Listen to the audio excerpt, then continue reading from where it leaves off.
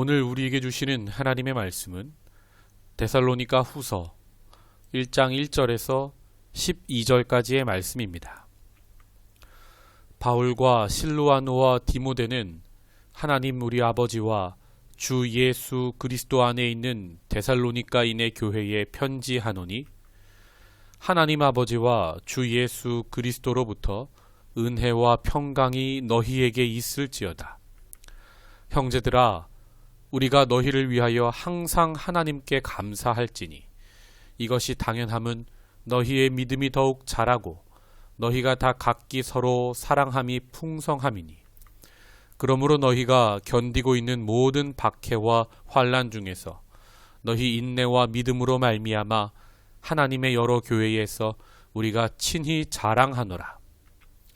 이는 하나님의 공의로운 심판의 표요 너희로 하여금 하나님의 나라에 합당한 자로 여김을 받게 하려 함이니 그 나라를 위하여 너희가 또한 고난을 받느니라.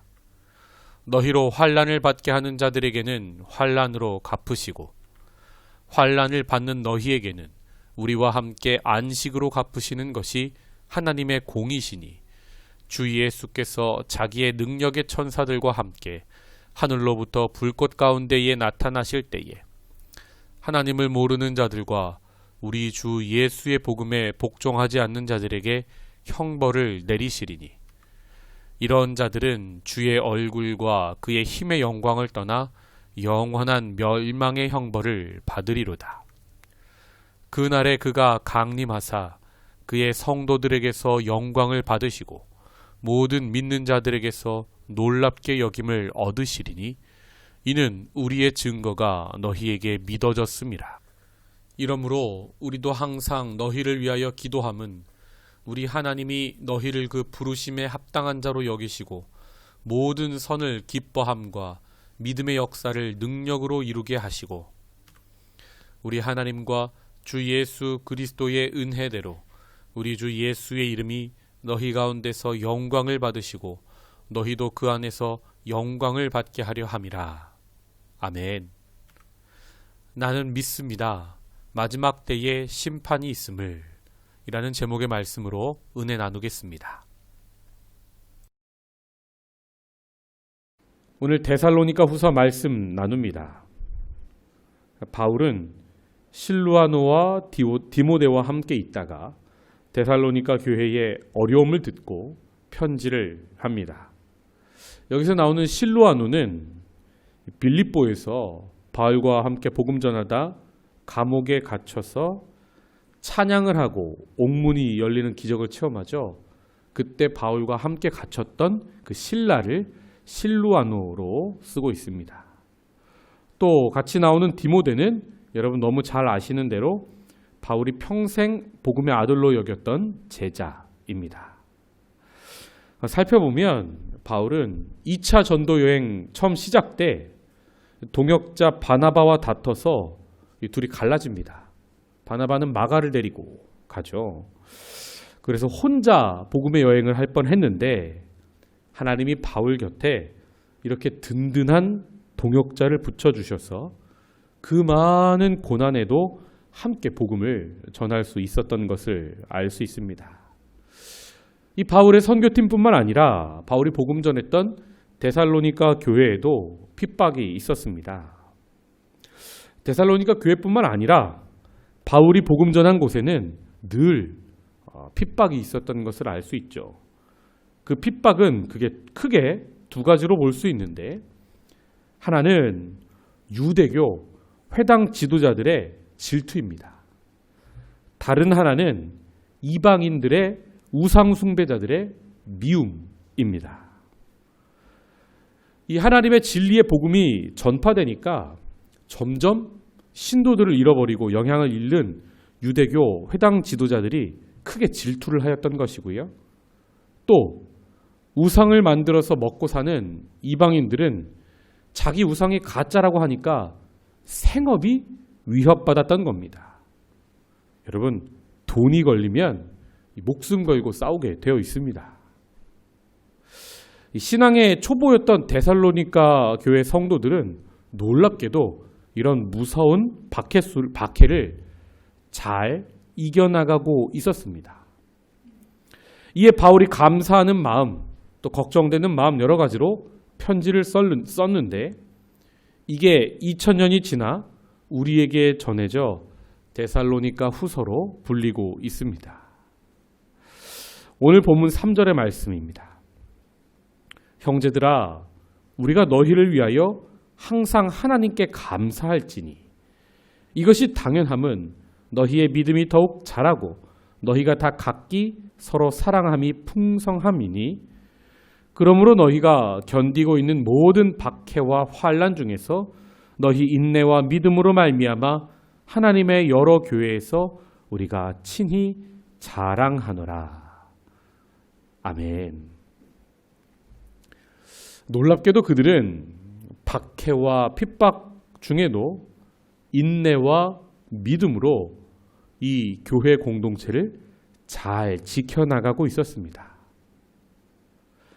핍박 속에서도 믿음이 자라고 있었고 서로 사랑함이 풍성하였다고 바울은 칭찬합니다.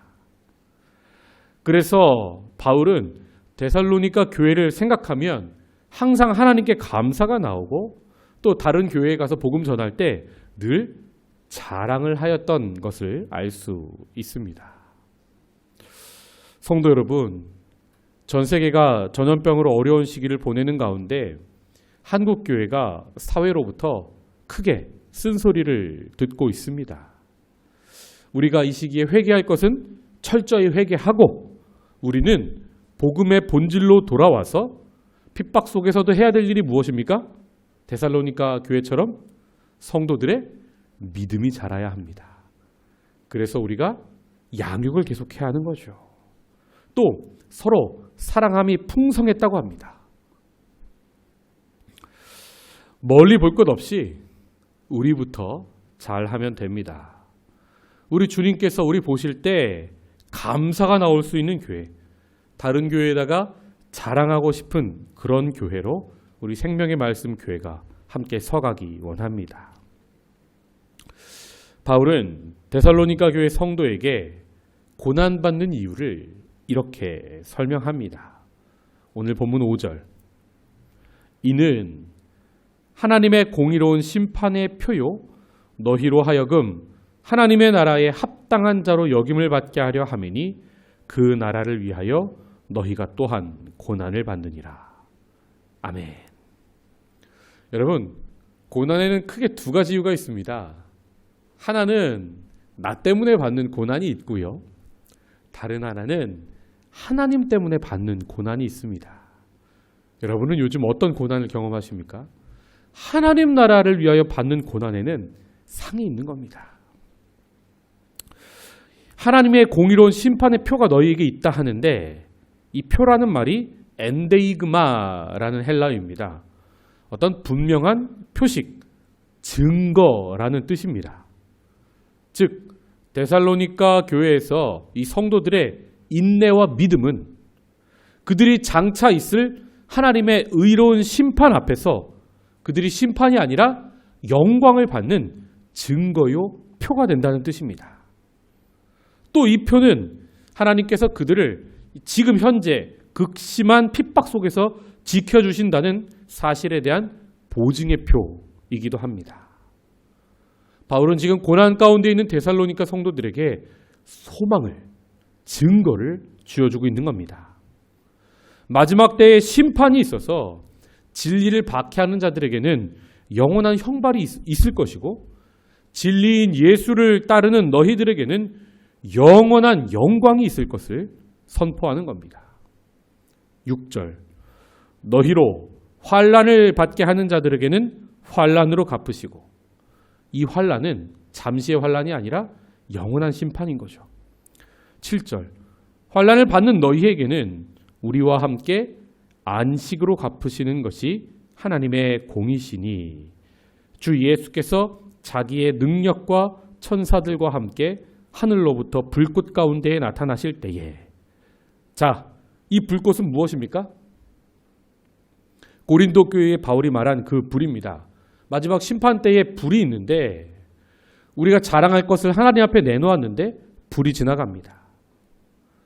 썩어질 것은 불로 태워지고 하나님 앞에서 정말 자랑할 것만 남는다고 하죠. 즉 이 불은 심판의 불인 겁니다. 8절 하나님을 모르는 자들과 우리 주 예수의 복음에 복종하지 않는 자들에게 형벌을 내리시리니 이런 자들은 주의 얼굴과 그의 힘의 영광을 떠나 영원한 멸망의 형벌을 받으리로다. 안타깝지만 심판의 때에는 크게 두 부류로밖에 나뉠 수 없습니다. 하나는 복음 안에 거하지 못하고 진리 안에 거하지 못하고 진리를 핍박했던 자들, 심판받는 자들이죠. 그럼 나머지 하나는 무엇입니까? 안식을 얻는 자들. 10절 그날에 그가 강림하사 그의 성도들에게 영광을 받으시고 모든 믿는 자들에게서 놀랍게 여김을 얻으시리니 이는 우리의 증거가 너희에게 믿어졌음이라. 이러므로 우리도 항상 너희를 위하여 기도함은 우리 하나님이 너희를 그 부르심에 합당한 자로 여기시고 모든 선을 기뻐함과 믿음의 역사를 능력으로 이루게 하시고 12절 우리 하나님과 주 예수 그리스도의 은혜대로 우리 주 예수의 이름이 너희 가운데서 영광을 받으시고 너희도 그 안에서 영광을 받게 하려 함이라. 아멘. 이 고난을 잘 견디는 데살로니가 교회는 마지막에 영광을 얻는다 선포합니다. 성도 여러분, 여러분은 인생의 마지막 때가 있음을 믿으십니까? 인류 역사의 마지막 때가 있음을 여러분은 믿으십니까? 우리가 가끔 아무 의미 없이 주문 외우듯이 외우는 게 크게 두 가지 있죠. 하나는 주기도문, 또 하나는 사도신경입니다. 사도신경은요, 우리가 믿는 바가 무엇인지를 정확하게 고백하고 있어요. 원어를 보면 나는 믿습니다. 전능하신 아버지 하나님을. 나는 믿습니다. 그의 유일하신 아들 우리 주 예수 그리스도를. 그러면서 예수 그리스도가 누구신지를 설명해요. 예수는 성령으로 잉태되어 동정녀 마리아에게서 나셨고 본디오 빌라도에게 고난을 받아 십자가에 못 박혀 죽으셨고 장사된 지 사흘 만에 죽은 자 가운데서 살아나셨고 하늘에 오르시어 전능하신 아버지 하나님 우편에 앉아 계시다가 자 이제 나옵니다. 거기로부터 살아있는 자와 죽은 자를 심판하러 오십니다. 우리가 무엇을 믿습니까? 마지막 때에 심판이 있는 것을 믿는 자들입니다. 사랑하는 성도 여러분, 이때에 우리가 고난의 때에 데살로니가 교인처럼 믿음이 계속 자라고 서로 사랑함이 풍성하면요, 마지막 때에 하나님은 우리에게 영광을 주신다 약속하고 있습니다. 주시는 말씀을 맺겠습니다. 환난 중에도 인내와 믿음이 우리 안에 있기를. 환난 중에도 믿음이 자라고 서로 사랑이 풍성해지기를.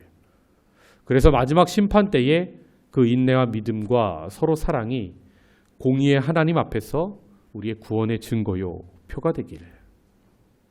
그리고 무엇보다 마지막에 심판이 있다는 것을 우리만 알고 있는 것이 아니라 우리 사랑하는 이웃들에게, 가족들에게 담대히 전하여 또 예수 그리스도를 통한 구원을 땅끝까지, 우리에게 주신 땅끝, 저 인도네시아 땅까지 전하는 우리가 되기를 소망해 봅니다.